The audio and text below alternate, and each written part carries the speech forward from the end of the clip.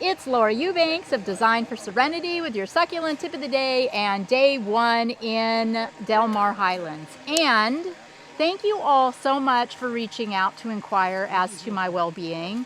I have been down with the COVID since right before Thanksgiving. It sucked. I'm at about 80% now, but I'm still suffering from a little bit of brain fog and some fatigue. So bear with me. Greg did not get it. He got COVID in August, not bad. And he's still healthy. Everybody in our household is healthy. So thank you all so much. And I am doing much better. I mean, I'm like at 80%. So just not used to being fatigued. When I'm tired, it's because I'm sleepy. I don't get fatigued. So this is a weird feeling for me. But I've got my dream team minus Cullen. We've got Gordon and Miguel and Mel and Kevin and Hannah and Greg and I, and this gorgeous home. The front yard here is going to be phase 2. We're going to start in the back, see how that goes, and then go come out here after that, because you know me, I don't know. So we got the parking strip demoed of its grass, and this is going to be the only yard in the entire neighborhood that does not have grass. So I'm super excited to do something really special here and hopefully inspire others to do the same. We scored again at KRC, hit the mother lode with honey onyx and jasper purple. These are prime. I mean, the honey onyx and the jasper purple are, in my opinion, the prettiest rocks that exist. And to get them at the same time, we've only been able to pull that off once before, and that was in Temecula. So you can see that we've got a lot. We basically just took all that they had. We probably, maybe won't use all these in the back, but you know, we've still got a lot of front to do.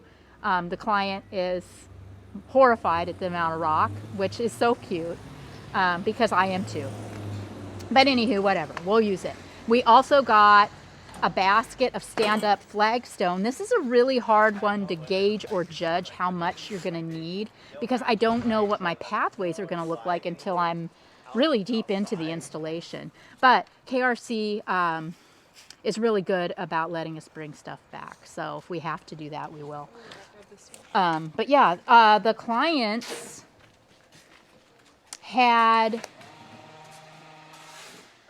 the demo done by a different company, and I'll see if we can't attach a couple photos, Hannah, to this video so you can see what it looked like before. The landscaping went in about 25 years ago, and it was so much. You cannot even believe. You can kind of get an idea from the neighbors, from the borrowed landscape.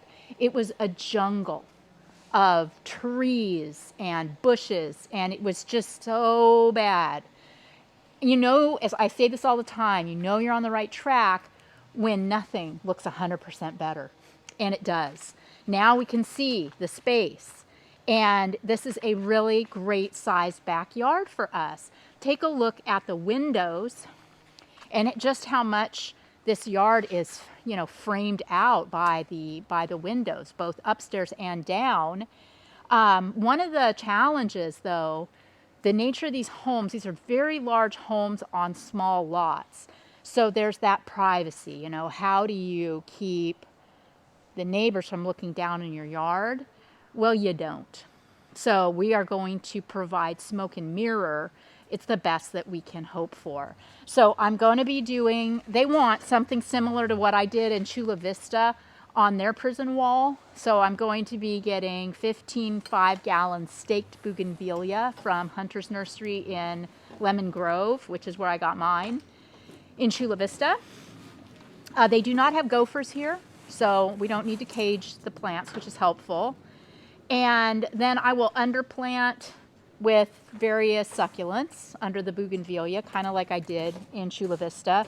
We are going to be staging a large fountain right here. We'll be framing out that beautiful kitchen window. Greg will be picking the fountain up tomorrow morning from Southwest Boulder in Escondido. The guys are in the process right now of bringing back 3 cubic yards of topsoil. Greg should be here momentarily with 3 more yards. I believe this backyard's probably going to take 8 or 9. But we're off to a start. Fountain here, then somewhere over here feels good. We're going to be staging a little seating area here. When deciding where to put your seating, if you so choose to do, you have to go where the energy draws you and where you feel the most safe and protected. This is a really primal decision. Human beings will instinctively always head for shelter, which is, I think, one of the reasons why at parties everybody congregates in the kitchen, because it's the heart of the home. So this just feels safe. It feels protected. I can see everything coming at me. And I also have a beautiful view of the garden from a perspective that I don't see from the house looking out. So yeah, and there's seating, going to be seating over here, obviously on the patio too.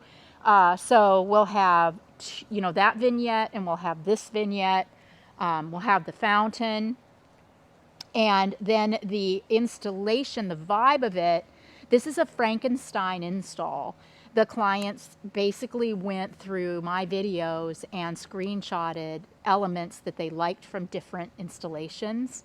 So I got a sense that way of what we're doing, but this isn't a undersea installation or, a xeriscape installation. This is just going to be a succulent garden. I don't know how else to describe it. I will somehow translate what the clients want to feel out here with an install.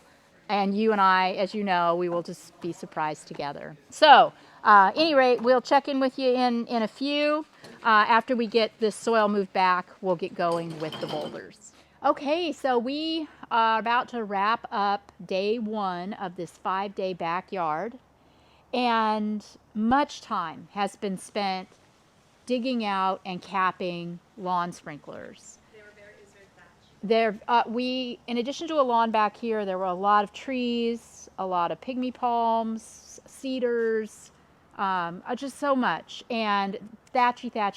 So really, really rooty, and it just took a tremendous amount of work to get all these capped. We also had, and this happens, nothing against the guys that did the demo. They did a really nice job, but they did break some irrigation pipes, which we had to identify, dig out, and Greg had to repair.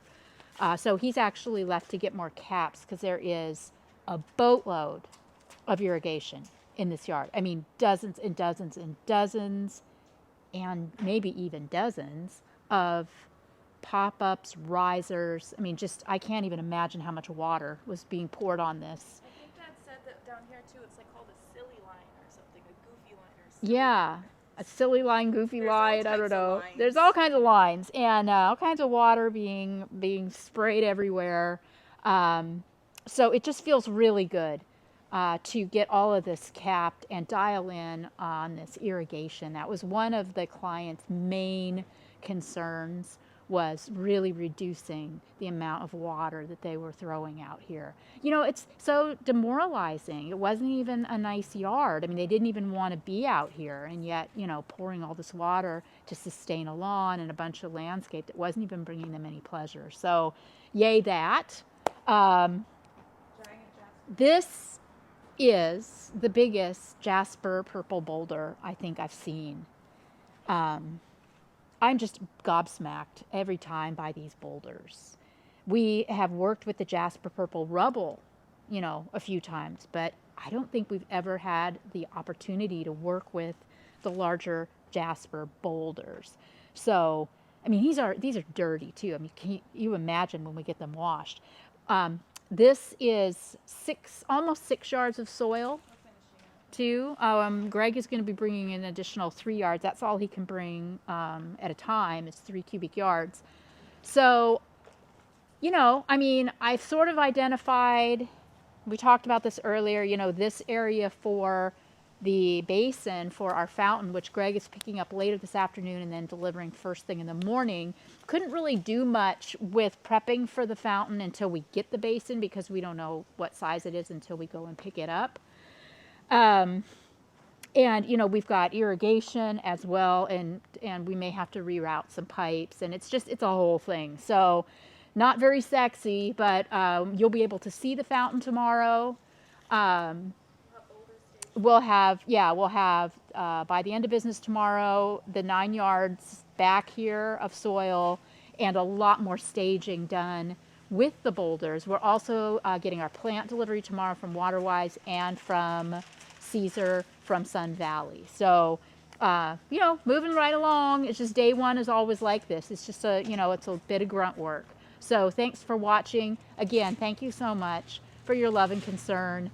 I am so excited to be well, and keep a good thought that I am soon.